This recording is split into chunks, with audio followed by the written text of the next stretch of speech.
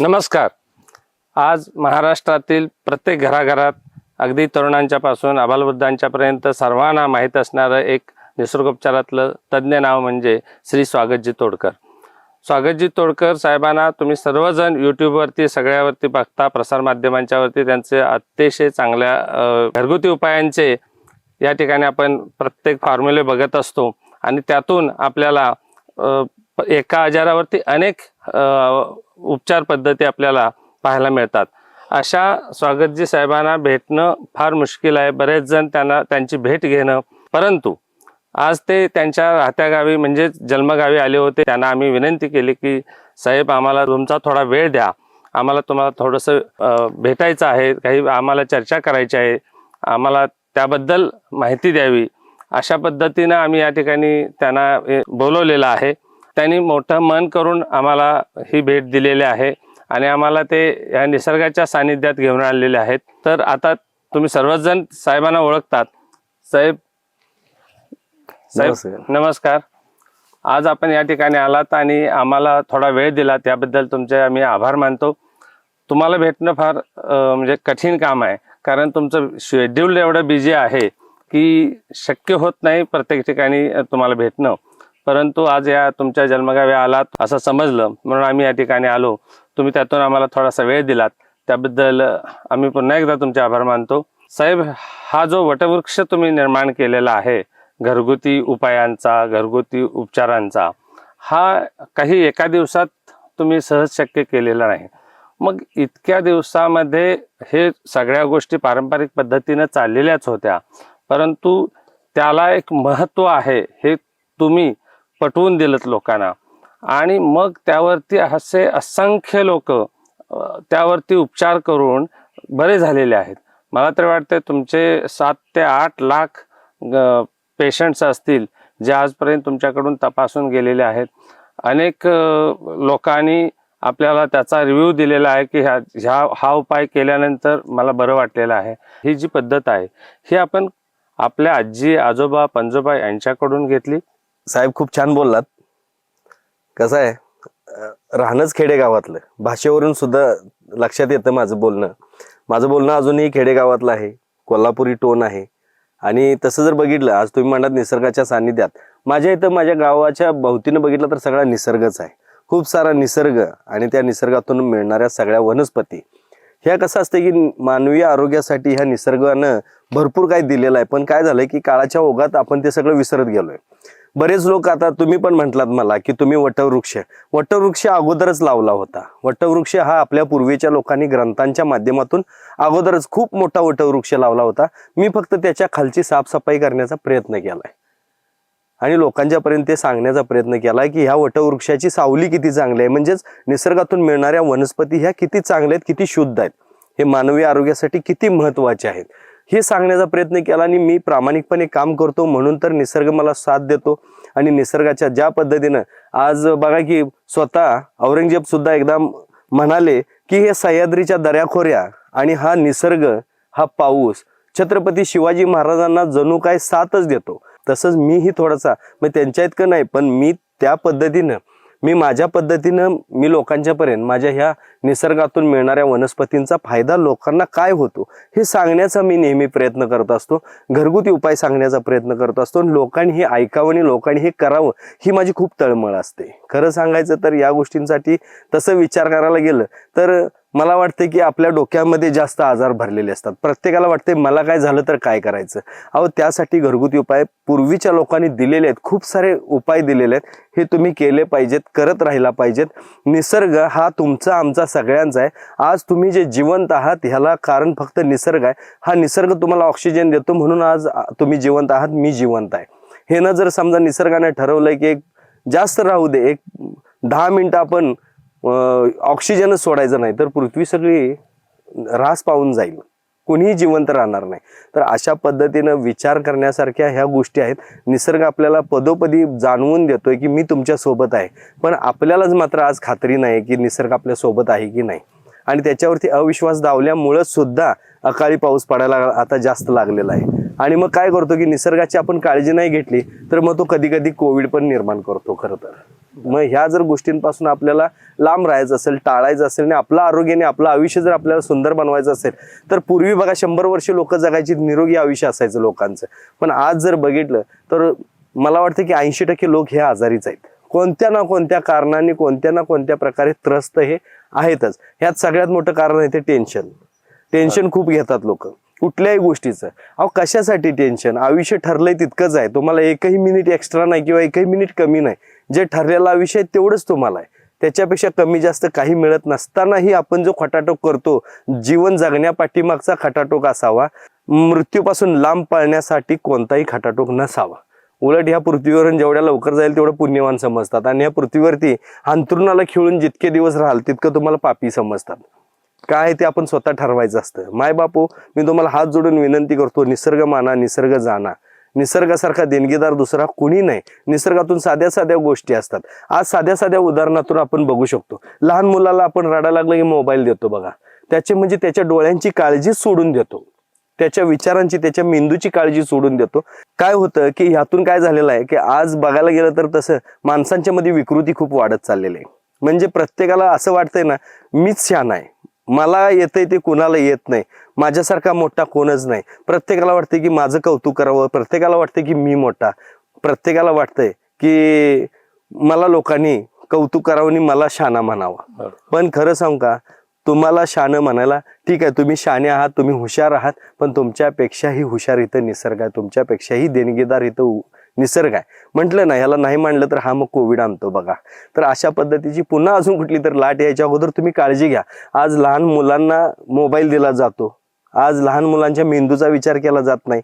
Mummy पण तशीच आहे. मम्मी पण लहान मुलाला दूध पाजवता म्हणजे कसं असतं की ज्यावेळेस लहान मूल स्तनपान करत असते तर त्यावेळेस आईच्या विचारांमध्ये शुद्धता पाहिजे, आईच्या विचारांमध्ये आरोग्य पाहिजे, आईच्या विचारांमध्ये खरोखर शूरवीर आपल्या छत्रपती शिवाजी महाराजांच्या, छत्रपती संभाजी महाराजांच्या, खरोखर सांगतो मोठमोठ्या आपल्या इथं झालेले बाबासाहेब आंबेडकर असतील, अशा लोकांचे विचार त्यांच्या मनामध्ये, आईच्या विचार मनामध्ये असायला पाहिजे.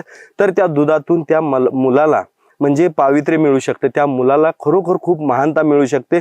ऋषी मुनींचा विचार पाहिजे, आयुर्वेदाचा विचार पाहिजे, त्या आरोग्याचा विचार पाहिजे. अशा विचारांमध्ये जर आई असेल तर त्या बाळाला त्या पद्धतीच्या दुधातून त्या पद्धतीचे संस्कार आणि संस्कृती मिळू शकते, घडू शकते. पण सध्या काय झालंय, मम्मी काय करते, इकडे मूल स्तनपान करत असताना पकडायचं आणि इकडे एका हातानं मोबाईलवरती मेसेज टाईप करायचे, एका हातानं स्क्रोल करायचं आणि शॉर्ट्स बघायचे, म्हणजे रील्स बघायच्या. हे प्रकार वाढत गेलेत. त्या मुलांवरती काय संस्कार होणार आहेत त्या मुलांच्या मध्ये? आणि बघत असताना असे रील्स बघतात, भूताचे रील्स असतात, कॉमेडी रील्स असतात, नाही चित्र विचित्र सगळं असतात. त्यातही माहितीदार कोणतीही रील्स बघत नाही मम्मी ती. तर त्यामुळे त्या मुलावरती वाईट परिणाम होतात. हेच मूल पुढे जाऊन आजारी पडू शकतं, ह्याच मुलाला वेगवेगळे आजार होतात, ह्याच मुलाला सायकिक होतं, हेच मूल उद्या जाऊन चोरही बनू शकतं, उद्या जाऊन हे फ्रॉडगिरी करू शकतं मोठी. तर ह्याला जबाबदार आईचे संस्कार, आईचे विचार असतात. खरं सांगायचं तर लहान मुलांना आज जर तुम्हाला चांगलं बनवायचं असेल तर खरोखर सांगतो, विनंती करतो, त्यांना मोबाईल देऊ नका, तुम्ही बघू नका. कारण कसं आहे, डोळे ही खूप महत्वाची गोष्ट आहे. जे आपले ज्ञानेंद्रिय आहेत ह्याच्यामध्ये डोळ्यांना फार महत्व आहे. आज बघा, डोळ्यांच्या मधून जर तसं बघायला गेलं, आपण जिभेवरून फक्त चव ओळखू शकतो, पण डोळ्यांमधून भाव ओळखू शकतो. डोळ्यांमध्ये रागाचे भाव येतात, डोळ्यामध्ये प्रेमाचे भाव येतात. डोळे हा मनाचा आरसा असतो. डोळ्याने जे बघितलं त्याच्यासारखं सौंदर्य, त्याच्यासारखं सुख, म्हणजे निसर्गाचं सौंदर्य बघायचं असेल तर त्याला डोळे पाहिजेत. आता जर समजा आंधळ्या माणसाला हत्ती दाखवला तर काय सांगायचं, पाय पकडला तर तो म्हणणार हत्ती गोल आहे, शेपूट पकडला तर म्हणणार बारीक आहे. अशा पद्धतीची आज कथा व्हायला नको. त्यामुळं हे आपलं जे डोळे आहेत हे खूप महत्वाचे आहेत. तुम्हाला माहितीसाठी सांगतो की 40 लाख पार्ट ह्या डोळ्यांमध्ये काम करतात, तेव्हा आपल्याला ही दिसायला लागतं. 1 कोटींहून अधिक प्रकारचे कलर ओळखण्याची ताकद ही डोळ्यांमध्ये असते. आता विचार करा, 40 लाख पार्ट आपल्या फक्त डोळ्यांमध्ये कार्यरत असतील तर तो कोण इंजिनियर असेल सांगा, बनवणारा किती मोठा इंजिनियर असेल, त्याची डिग्री नेमकी कोणती असेल. तो विश्वाचा जो करता आहे तो असाच नाही आहे हो. तो दृष्टी देतो त्या पद्धतीनं विचार करा की डोळ्यांना किती महत्व आहे. डोळ्यांपासून तुम्हाला तुमच्या खूप म्हणजे खूप तुमच्या मेंदूचे विचार तुम्ही चांगले करू शकतो, कारण चांगलं बघितलं तर चांगले विचार येणार आहेत, चांगलं वाचन केलं तर चांगले विचार येणार आहेत. अशा खूप साऱ्या गोष्टी आहेत ज्या आपल्याला डोळ्यांसाठी खूप महत्वाच्या आहेत. आज जर हा निसर्ग बघितला तर ह्या निसर्गामध्ये इतक्या साऱ्या वनस्पती आहेत ज्या आपल्या डोळ्यांसाठी खूप उपयुक्त आहेत. म्हणजे बघा की पूर्वीच्या लोकांना अगदी किती जरी वय झालं, म्हणजे खूप अगदी म्हाताऱ्या लोकांना सुद्धा चष्मा नसायचा, पूर्वी दिसायचं. त्यासाठी त्या लोकांना ह्या सगळ्या वनस्पती माहिती होत्या. आज काय आयुर्वेद असो किंवा निसर्ग उपचार असो, हा ऱ्हास का पावत चाललाय? कारण काय झालंय, वडिलाला जी वनस्पती माहिती आहे त्या स्वतःच्या मुलाला सुद्धा सांगत नाही, आणि वडील मेला की त्याच्याबरोबर ती वनस्पती गेली म्हणून समजा. त्याचं महात्म्य, त्याचं महत्व जे काय ते लोकांसमोर आणलं पाहिजे. आपल्यालाच महत्व मिळावं म्हणून काही लोक वनस्पतींची नावं सुद्धा सांगत नव्हती. तर विनंती आहे, असं ज्यांना कोणाला माहिती असेल त्यांनी वेगवेगळ्या वनस्पतींची नावं लोकांपर्यंत पोहोचवावीत आणि आपला निसर्ग आणि आपला आयुर्वेद हा वाचवावा, जतन करावं. ज्या पद्धतीनं आता म्हणतात की गड किल्ल्यांची जतन करायला पाहिजे, त्याच पद्धतीनं मी सांगेन की निसर्गाचं आणि आयुर्वेदाचंही आपण जतन केलं पाहिजे. तर अशा खूप साऱ्या गोष्टी आहेत ज्या आपल्याला खरोखर महत्वाच्या आहेत. म्हणून सांगतो की पूर्वीचे लोक अगदी 40 नंतर सुद्धा चष्मा नसायचा. बऱ्याच लोकांना खूप चांगल्या पद्धतीनं दृष्टी असायची शेवटपर्यंत, कारण पूर्वीच्या काळी मोबाईल नव्हता, मेन म्हणजे टीव्ही नव्हती, रेडिओ असायचा, तो हे अगदी किरकोळ कुणाच्या तरी घरी असायचा, त्यामुळे ते ऐकायला मिळायचा. अन्यथा कोणत्याही प्रकारचं असं ना डोळ्यांना त्रास होणारं एकही साधन पूर्वीच्या काळी नव्हतं. त्यामुळे लोकांच्याकडे चष्मे कमी असतात. लहान मुलांना सुद्धा चष्मे भरपूर लागलेले आहेत, कारण मोबाईल आणि टीव्ही. त्यामुळे तुम्हाला विनंती करतो की डोळ्यांची काळजी घ्या. ह्या निसर्गामध्ये खूप साऱ्या वनस्पती आहेत. तशा पद्धतीने जर बघायला गेलं आपण तर दगडीपाला हा सगळ्यांवरती बघायला गेलं तर खूप महत्वाचा आहे. दगडीपाल्याचं जर समजा तुम्ही आठवड्यातून, 15 दिवसातून, महिन्यातून एकदा जरी 2-2 थेंब डोळ्यात सोडले तरी तुमच्या डोळ्यांची जी धग होते, दाह होते, डोळे लाल होतात, हे सगळं कमी होऊन जातं. बऱ्यापैकी अजून जर म्हटलात तर काकडी आहे, काकडीचा तुम्ही काप काढायचा आणि तो डोळ्यावरती ठेवायचा, 5 ते 10 मिनिटं निवांत बसून राहायचं. बघा तुमचे डोळे थंड व्हायला लागतील, डोळ्यांच्या मधली रखरख, दाह वगैरे कमी होऊन जाईल. त्याच पद्धतीनं खाऊचं पान आहे, खाऊच्या पानाचा जर रस जर 2-2 थेंब जर तुमच्या डोळ्यामध्ये सोडला तर लागलेला चष्मा सुद्धा कमी व्हायला लागतो. माझ्याकडे खूप साऱ्या लोकांनी असे रिप्लाय दिलेले आहेत की खाऊच्या पानाचा रस आम्ही घातला, नजरेचा नंबर कमी आला. तर ह्या साऱ्या गोष्टी आहेत, ह्या निसर्गात आहेत. संत्र्याची साल, आपण बघा पूर्वी खेळत खेळत डोळ्यामध्ये संत्र्याच्या सालीचा रस घालायचो, ते खूप चुरचुरायचं, डोळ्यातून पाणी यायचं. तुम्हाला माहिती आहे का, वरचं जे स्वच्छ पटल नावाचं एक जे पटल असतं आपल्या डोळ्यांमध्ये, स्वच्छ पटल असं त्याला म्हणतात. पहिलं पटल असतं त्याला स्वच्छ पटल. स्वच्छ पटल असतं हे काय होतं की प्रवासामुळं, झोप नीट न झाल्यामुळं, किंवा आता सध्याचं जर पोल्युशन बघितलं, धुरळा बघितला, तर ह्याच्यातून गेल्यामुळं काय होतं की स्वच्छ पटल असतं ते थोडं खराब व्हायला लागतं. हे जर तुम्हाला क्लीन करायचं असेल तर कोणत्याही प्रकारे खर्च न करता संत्र्याच्या सालीचा रस तुम्ही डोळ्यात जर थोडा थोडा घातलात, भले तुम्ही एक काम करू शकता, त्याच्यावरती साधा उपाय, ते जर चुरचुरतंय असं वाटत असेल, संत्र्याची थोडीशी साल घेऊन तुम्ही एक ग्लासभर पाण्यामध्ये टाकायचं, अगदी तुरटीचा बारीकसा खडा घ्यायचा, त्या पाण्यामध्ये टाकायचा, हे पाणी उकळवायचं, गार करायचं, गार झाल्यानंतर वस्त्रगाळ करायचं आणि डोळ्यात 2-2 थेंब ह्याचा रस घालायचा. बघा तुम्ही हे जर केला तर खूप छान प्रकारे ते स्वच्छ पटल आहे ते खूप छान प्रकारे चालू शकतं आणि खूप छान प्रकारे क्लीन होऊन जातं. ह्याच्यातून डोळ्यातून घाण निघून जाते, डोळे स्वच्छ राहतात, डोळ्यांना मस्त छान दिसायला लागतो, डोळ्यांवरती लोड कमी यायला लागतो. असे खूप सारे उपाय सांगितलेले आहेत. पण हे उपाय करत असताना काही लोकांना त्याची मात्रा जमत नाही. काही लोकांना असं होतं की काही लोकांच्या मध्ये की गैरसमज खूप असतात. काही लोक तर म्हणतात आमच्याकडे ते मिळतच नाही. आता तुरटी आणि संत्र्याची साल नाही कुठं मिळत हे सांगा, पण काही लोकांना औषधच बरं वाटतात. म्हणून कसं आहे की ह्या गोष्टींचा विचार करून आम्हाला सुद्धा कधी कधी ना असं वाटतं की औषध निर्मिती केली पाहिजे. खूप लोकांच्या मागणीतून डोळ्यांसाठी सुद्धा दृष्टीबल हे नावाचं, म्हणजे बघा की नावातच दृष्टीला बल देणारं दृष्टीबल नावातच दिसतं की ह्याच्यामध्ये ताकद किती आहे. तर अशा पद्धतीचं आम्ही दृष्टीबल एक टॅबलेट आणलेले आहे, जी तुमच्या लहान मुलांपासून वयोवृद्धांपर्यंत सगळ्यांना चालते.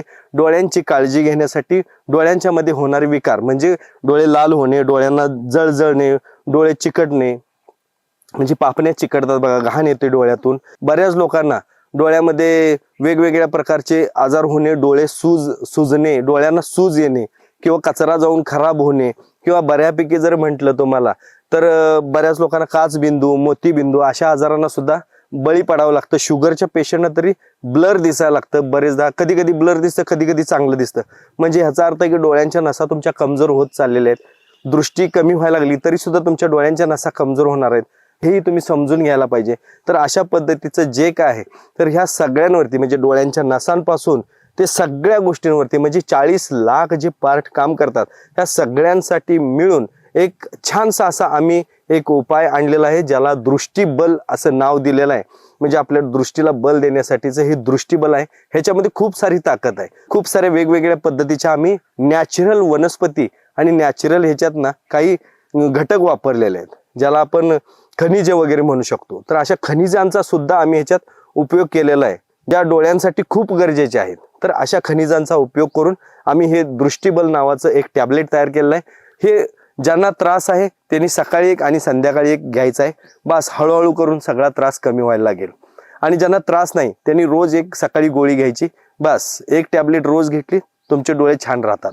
म्हणजे IT क्षेत्रात काम करणारे लोक, ड्रायव्हिंग करणारे लोक, वाचन करणारे लोक, PC वरती काम करणारे लोक, मोबाईल सारखं बघणारे लोक असतील. आज मला वाटते की 90% जनता ही मोबाईल बघतेच बघते.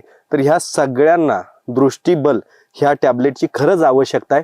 तुम्ही नक्की घ्या. जर तुम्हाला डोळे छान ठेवायचे असतील तर दृष्टीबल हे तुम्हाला घ्यावंच लागेल. घ्या आणि त्याचा रिझल्ट सांगा. खाली दिलेल्या नंबरवरती तुम्हाला हे घर बसल्या घरपोच होतंय. फक्त एक फोन करायचा, तुम्हाला घरपोच हे दृष्टीबल मिळून जाईल. एकदा घेऊन बघा आणि मग सांगा की याचा रिझल्ट खूप चांगला आहे. निसर्गातल्या बऱ्याच वनस्पतींचा उपयोग करून, विविध खनिजांचा उपयोग करून हे दृष्टीबल बनवलेला आहे. आणि हा आयुर्वेदातला, खरं सांगायचं तर आयुर्वेदाला साईड इफेक्ट नाही आणि आयुर्वेद डेव्हलप झालाय. कसा डेव्हलप झालाय तर तुम्ही हे दृष्टीबल घेऊन बघू शकता. छान प्रकारे दृष्टीबल. तर दृष्टीबल घ्या आणि तुमचे डोळे छान ठेवा. दृष्टीबल घ्या. ह्या निसर्गात बघण्यासारखं खूप काय आहे हेही तुम्ही बघू शकता. खूप छान प्रकारे तुमच्या तब्येतीची काळजी घेऊ शकता. विविध अजून पार्ट आम्ही घेणार आहे. म्हणजे फक्त आता हे डोळ्यांचं झालं, अशाच पद्धतीने आम्ही शरीरातल्या सगळ्या घटकांची माहिती आम्ही तुम्हाला थोड्या थोड्या स्लॉटमध्ये देत राहणार आहे. तर नक्की आमचं चॅनल बघत राहा आणि नक्की तुम्ही एकदा ह्या चॅनलला सबस्क्राईब करा. थँक्यू.